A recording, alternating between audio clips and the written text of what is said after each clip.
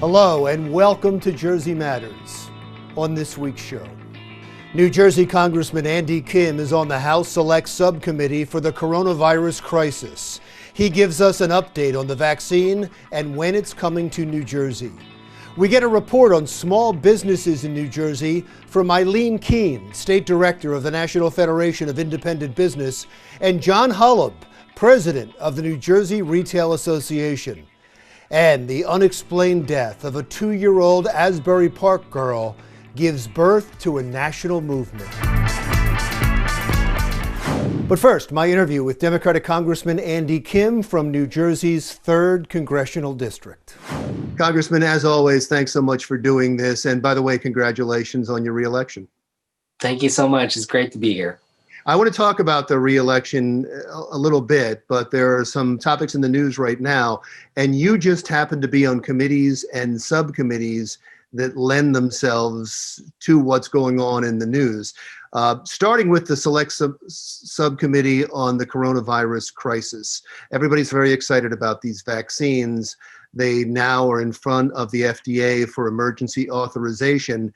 And it is interesting to me that this is happening so fast, and now people are complaining that the FDA is taking too long. Are they taking too long, and what can you tell us about the process?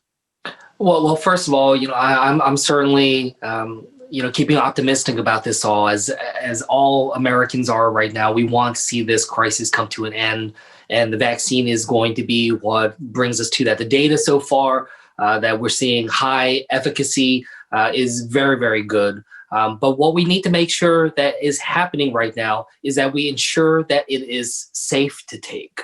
There are a number of different protocols in place, and I've been working with the FDA, with the Trump administration, to make sure that we put into place efforts to ensure to the American people that they can trust this process, that they know that what's going to come out of this will be something that will be held accountable, and that this is going to be a data and science-based process that will have career scientists and medical professionals making this decision. It is not about partisan politics. It is about the safety of the American people. You were also on the Armed Services Committee and on a subcommittee on emerging threats and capabilities, intelligence emerging threats and capabilities.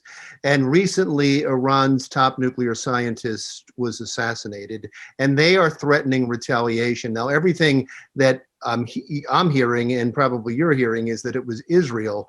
Do we have to worry about this? Is Iran an increased threat to us right now?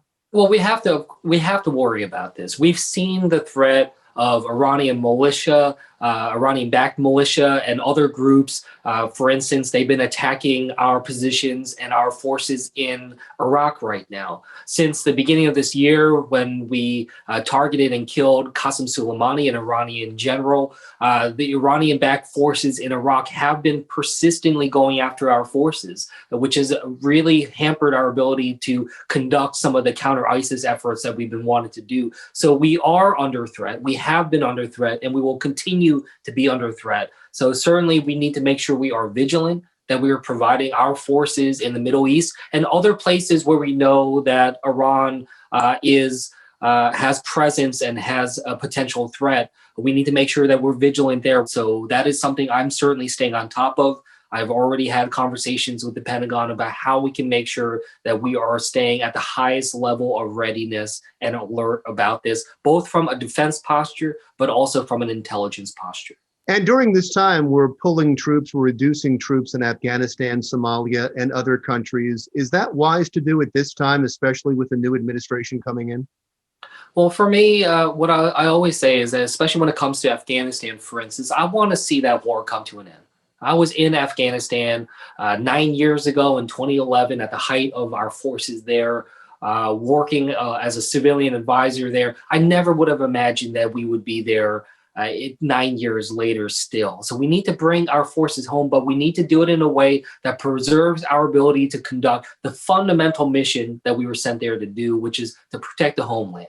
to be able to prevent another type of 9/11, a catastrophe, or any type of terrorist attack from being planned and orchestrated out from there. And right now, I don't see that type of fail-safe, that type of mission set being put in place. What I see is the Trump administration, in my opinion, recklessly having moved forward with a peace talk directly with the Taliban that excluded the Afghan government. And in this process, I see no arrangement that can give me the assurances that we will not see the type of terrorist cells and training efforts that we've seen before. You were also on the Small Business Committee, and we had a report out recently from the Star Ledger that 1/3 of the small businesses in New Jersey have closed up. People keep looking to the federal government for help in this. They need a new stimulus bill. Secretary of the Treasury Mnuchin testified just a short time ago and said this is of critical importance. And he said that the small businesses, especially the restaurants, which he said he believes have been unfairly targeted, don't need loans, they need grants. Do you see any movement at this point? Do you think that these two sides can come together in the next month and come up with a new stimulus plan? Well, look, I have talked with a lot of small business owners and I've heard straight from them the struggles that they're having. I know many of the owners that have closed their businesses, and it is heartbreaking to see that happening here in New Jersey. We need a second round of the Paycheck Protection Program. We need additional types of support for them, but that has not been what we've seen in terms of how the parties at the table have negotiated so far. So we just continue to push them on that. I'm glad you said the parties at the table, because the small business owners I've talked to don't just blame the Trump administration, although they do blame the Trump administration, but they also blame the House. Well, I'm hoping that we can pull this together. I know the Senate just came out with a bipartisan compromise bill. At least some of the senators came together. I'm going to take a look at that as it just came out today. I want to make sure that we are moving forward, but I'm prepared to be able to do that. I've been for months. When we passed the HEROES Act back in May, over a half a year ago, I always said we are going to. So you're right. I mean, I find frustration on both sides of the aisle here because I don't see the level of urgency in Washington that I saw back in March. I remember when you ran the first time, and I just happened to be interviewing a Republican strategist and a Democratic strategist. And there was a concern about you. They said you were kind, that you were smart, but they didn't know if you could get down in the mud. They didn't know if you were going to be able to fight in a tough election. And you have always been very kind and very temperate and a hard worker. And it seems to me that maybe people needed that this election, considering people have been so ugly and so mean to each other and the way the country's been going. They look to you for that. Did you hear that from people? I have heard it from people. And here's what I always try to promise. Is I promise to be who I am. I try to be the person that my mom and my dad raised me to be, what this district raised me to be, having grown up in the public schools here. And I hope that that's what people in this district see, that I have a genuine love for this district, where I'm raising my two baby boys, and a genuine love of serving this country that's given my family everything.